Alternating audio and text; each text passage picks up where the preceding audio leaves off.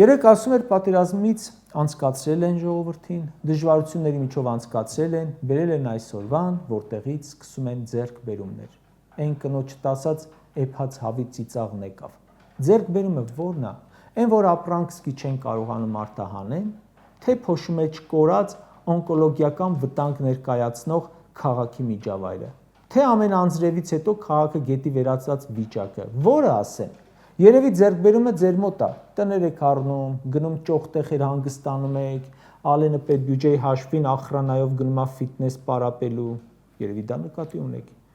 Հանձնել եք 12,000 քառակուսի կիլոմետրից ավելի, հենց այսօր գծում հանձնում եք Տավուշից, բերել եք մի կետի, որ երկրից փախչում են, թե ժողովուրդը, թե զբոսաշրջիկները, թե ներդրողները։ Մի վիճակի, որ ամեն անկյունից ատելությունը, խեղճությունը, աղքատությունը թափվում է։ Ու ամենակարևորը, մի կետի, որ անգամ բացվող օրվա ընթացքում անվտանգության վրա չենք կարող վստահ լինել։ Ասում է, բերել ենք հարևանների հետ հարաբերությունների կարգավորման օրակարգ։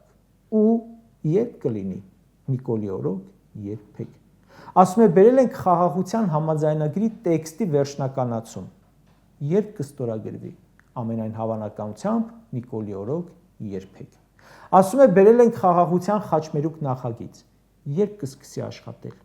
երբեք։